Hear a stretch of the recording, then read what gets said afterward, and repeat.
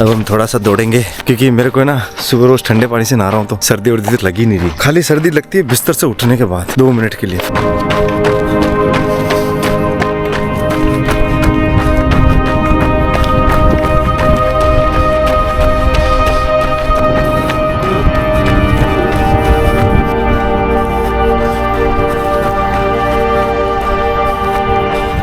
महादेव, शंभुनाथ, भोलेनाथ, जय जय शिव शंभो, हर हर महादेव, चंद्रमौली आपकी जय हो, पिनाकी असाय आपकी जय हो, बाबा भोले भंडारी आपकी जय हो, नमः पार्वती पति, हर हर महादेव, जय भवानी। मित्रों, आज चलो कुछ नाड़ी पे बात करते हैं। जो हमारे शरीर की नाड़ियां हैं उन पे बात करते हैं। योग विज्ञान के अनुसार हमारे शरीर में टोटल 72,000 नाड़ियां हैं, जिसमें 3 सबसे प्रमुख है। 10 बताई है, लेकिन 10 में भी जो है ना सबसे प्रमुख जो वो 3 है। ये है इड़ा, पिंगला और बीच में सुषुम्ना। कुछ तंत्र मार्गों में इसको लिखा गया गंगा, जमुना और बीच में सरस्वती। इसको यूं भी कहते हैं सूर्य, चंद्र और बीच में सुषुम्ना।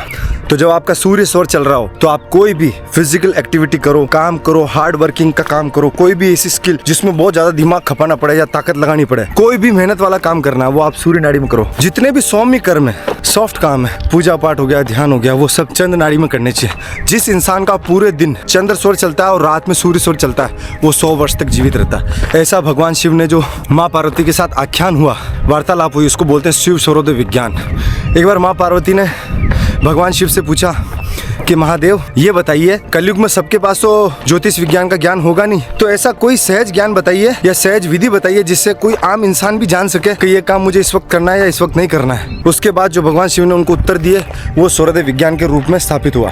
शिव सौरदय विज्ञान, यह स्वर का ही खेल है, सूर्य स्वर, चंद्र स्वर। मित्रों, हमारे भारत में जितने भी राजपूत राजा थे उन सबको इसका ज्ञान था। और जब बाहर की कोई भी सेना आती थी, आक्रमण करती थी या कि युद्ध की स्थिति हो जाती थी, तो जब हमारी सेना युद्ध में खड़ी होती थी ना, तो जब तक 80% सेना का सूर्य स्वर नहीं चल रहा था ना, तब तक आक्रमण नहीं बोलते थे। दोनों सेना एक दूसरे के सामने खड़ी है। इधर हमारी वाली जो पार्टी है, राजपूत जितने भी हैं और हमारे देश के अंदर जितने भी राजा हुए हैं, उन सबको लगभग इस चीज का ज्ञान था। खासकर राजपूत राजाओं को, क्षत्रिय राजाओं को तो इसका पूरा ज्ञान था। जब लगभग 80% सेना की सूर्य नाड़ी चलती थी ना, उसके बाद ही आक्रमण बोला जाता था। अगर कोई सैनिक सूर्य स्वर में लड़ रहा है, उसके हाथ में खड़ग है, तलवार, जो भी हथियार है, तो वो बहुत खतरनाक हो जाएगा, क्योंकि सूर्य स्वर जो है वो शिव के समान है। इसको, इस वाले पार्ट को शिव कहा गया है, इस वाले पार्ट को माँ उमा की तरह कहा जाए, लेफ्ट वाले को, इस वाले पार्ट को माँ पार्वती की तरह बताया गया, इस वाले पार्ट को शिव की तरह बताया गया। जैसे अर्धनारीश्वर हम पूछते हैं भगवान शिव को, आधे हम अपनी माँ से बने, आधे हम पिता से बने। तो हमारे अंदर स्त्रीण भी है और पुरुष भी है, स्त्री और पुरुष से दोनों से मिलकर हम बने, इसलिए हमारे अंदर वो दोनों गुण है। तो जब सूर्य स्वर चलता है तो शिव होते हैं, शिव जो है वो प्रबल है। तो जब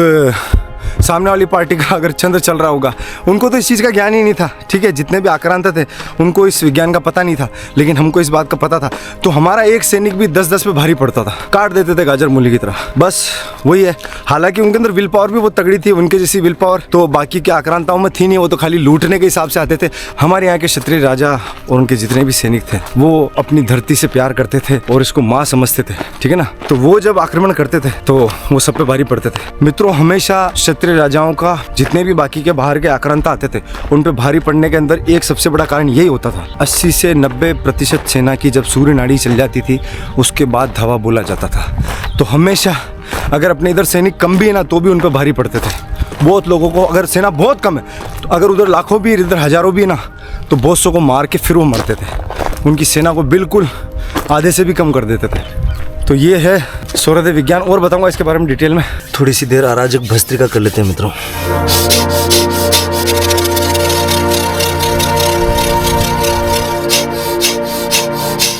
मित्रों, जब तक सूर्य देवता अपने दर्शन नहीं दे देते तब तक हम ओमकार का जाप करेंगे, ठीक है ना। ओम। एक श्वास में जितना लंबा और लयबद्ध इसको खींच सकते हैं उतना खींचेंगे। इसको भ्रामरी प्राणायाम भी कहते हैं, और ये नाभि चक्र के लिए बहुत अच्छा होता है, जीवन में बैलेंस लेके आता है। इसके केवल फायदे ही फायदे हैं। इसके लिए बताया गया कि सूर्योदय से पहले पहले इसको करना चाहिए। तो ये अभी हम करेंगे, ठीक है। फिर उसके बाद में सूर्यदेव को जल अर्पण करेंगे। अभी लगभग 20-25 मिनट है। मित्रों, भ्रामरी प्राणायाम करते वक्त, ओम का जाप करते वक्त सबसे अच्छा है कि आप अपने कानों को बंद कर लें, ताकि आपको अंदर ही अंदर उसकी वाइब्रेशंस फील हो और पूरा शरीर वाइब्रेट होता है उस दरमियान। ओम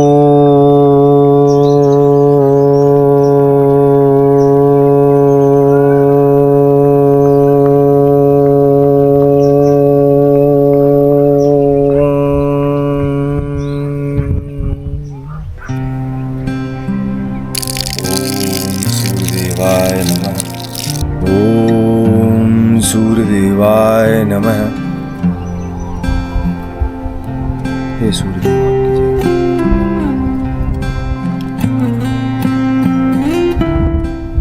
मित्रों, 30 मिनट के लिए हम बिल्कुल आज्ञा चक्र पर रहेंगे, आंख बंद करके निश्चल भाव में बैठेंगे। मित्रों, 30 मिनट के लिए अब हम चांटिंग करेंगे, आंख बंद करके आज्ञा चक्र को देखते हुए चांटिंग करेंगे। मित्रों, 30 मिनट हमने चांटिंग की माला पे। अब हम 20 मिनट के लिए त्राटक करेंगे कैमरे के लेंस के ऊपर। आंखें खुली रहेगी और बहिर्मुखी त्राटक करेंगे। मित्रों, अब हम लगभग 1 घंटे के लिए शवासन में लेटेंगे, बिल्कुल लाश की तरह पड़े रहेंगे बिना हिले डुले। और हमारा सारा होश जो है वो आज्ञा चक्र पे और नाभि पे रहेगा। श्वास ऐसी चलेगी जैसे झूले पे बच्चा झूला नहीं झूलता, ऐसे श्वास का आना जाना, उसके प्रति होश पूर्ण रहेंगे और लगभग 1 घंटे के लिए शवासन में लेटे रहेंगे। फिर उसके बाद योगी कथामृत को आगे पढ़ेंगे। मित्रों, परमहंस योगानंद की योगी कथामृत के आज हम 29वें अध्याय पे पहुंच चुके हैं, जिसका नाम है रविंद्रनाथ टैगोर और मेरे विद्यालयों की तुलना। तो इसको हम पढ़ेंगे, उसके बाद इसके ऊपर बात करेंगे। मित्रों, योगी कथामृत के आज के अध्याय रविंद्रनाथ टैगोर और मेरे विद्यालयों की तुलना। इसमें हमने पढ़ा, रविंद्रनाथ टैगोर ने हम लोगों को आत्म अभिव्यक्ति के एक स्वाभाविक रूप में पक्षियों की भांति सहज ढंग से गीत गाना सिखाया। मित्रों, रविंद्रनाथ टैगोर का जो आश्रम था वो बोलपुर करके एक जगह है बंगाल में, वहाँ पर था और उसका नाम था शांति निकेतन विद्यालय। वहाँ का एक छात्र भोला रांची में योगानंद जी के विद्यालय में पढ़ा करता था और भोला अनायास ही कितनी बार सुरीले गीतों की झड़ी लगा देता था और बहुत ही मधुर गाता था। मित्रों, एक दिन योगानंद जी प्रातःकाल जब अपने रांची वाले विद्यालय में 14 वर्ष के छात्र भोलानाथ को सुरीले गाते हुए देखा तो उसकी प्रशंसा की। वो बीच बीच में गाना गाता ही रहता था, चाहे उसे कोई गाने के लिए कहे या न कहे, वो सुरीले तानों की झड़ी लगा देता था। योगानंद जी के विद्यालय में आने से पहले वे रविंद्रनाथ टैगोर के बोलपुर स्थित सुप्रसिद्ध शांति निकेतन विद्यालय का छात्र रहा था। मित्रों, साहित्य के लिए जब रविंद्रनाथ टैगोर को नोबेल पुरस्कार मिला तो उसके बाद योगानंद जी उनसे मिलने के लिए उनके बोलपुर वाले आश्रम शांति निकेतन विद्यालय में गए। मित्रों, योगानंद जी की रविंद्रनाथ टैगोर से मिलने की इच्छा इसलिए भी बहुत तीव्र थी कि उस समय के उनके साहित्य के जितने भी आलोचक थे उन सबसे बहुत ही स्पष्टवादिता से वो निपटते थे और वो इस बात से बहुत प्रभावित थे। मित्रों, बंगाली काव्य में नई शैली लाने के लिए भी उस समय के बहुत से विद्वानों ने रविंद्रनाथ टैगोर की बहुत कड़ी आलोचना की थी। मित्रों, क्योंकि रविंद्रनाथ टैगोर जो थे वो अपने ही ढंग के अलग कवि थे, उन्होंने पंडितों को अत्यंत प्रिय लगने वाले निर्धारित नियमों को ठुकरा दिया था और अपने ही हिसाब से बंगाली काव्यों की नई पदावली वो लिखने लग गए, जिस कारण उनकी बहुत आलोचना होती थी। मित्रों, रविंद्रनाथ टैगोर अपने जितने भी आलोचक थे उन सबको बड़े ही साहस और स्पष्टवादिता के साथ जवाब दिया करते थे। मित्रों, रविंद्रनाथ टैगोर ने निर्धारित नियमों को ठुकराकर लोक भाषा की पदावली को शास्त्रीय पदावली के साथ मिला दिया। उनके गीतों में मन को छू लेने वाले शब्दों में गहन दार्शनिक सत्य हुआ करता था। प्रचलित साहित्यिक ढंग की उन्हें कोई परवाह नहीं थी। एक प्रतिष्ठित समालोचक ने अत्यंत द्वेष के साथ ये कहते हुए रविंद्रनाथ टैगोर का उल्लेख किया है, अपनी गुटरगू को छापकर 1 रुपए में बेचने वाला कपोत कवि। किंतु टैगोर को भी अपना बदला लेने का अवसर जल्द ही मिल गया। अपनी गीतांजलि का उन्होंने स्वयं ही जब अंग्रेजी में अनुवाद किया तो संपूर्ण पाश्चात्य साहित्यिक जगत ने उनके चरणों में अपने श्रद्धा सुमन अर्पित कर दिए। एक पूरी रेलगाड़ी भर के पंडित, जिनमें एक समय में उनके आलोचक भी शामिल थे, उनका अभिनंदन करने के लिए उनके आश्रम शांति निकेतन पहुंचे। रविंद्रनाथ टैगोर ने जानबूझकर उन्हें काफी देर तक बिठाकर रखने के बाद उनसे मिले और फिर निर्विकार भाव से मौन रहकर उनकी प्रशंसा सुनते रहे। अंततः आलोचना के उनके ही प्रचलित अस्त्र को उन्होंने उन्हीं की ओर मोड़ दिया उन्होंने कहा, सज्जनों, आप जिन गौरव सुरभियों की वर्षा यहाँ मुझ पर कर रहे हैं उसमें आपकी गतकालीन घृणा की दुर्गंध और विसंगति भी मुझे मिल रही है। मेरे नोबेल पुरस्कार मिलने और आप लोगों की प्रखर प्रशंसात्मक बुद्धि के अचानक जागृत होने के बीच कहीं कोई संबंध तो नहीं। मैं तो अभी भी वही का वही कवि हूँ जिसकी आप लोग कभी आलोचना किया करते थे, जिसने आप लोगों को तब बड़ा नाराज कर दिया था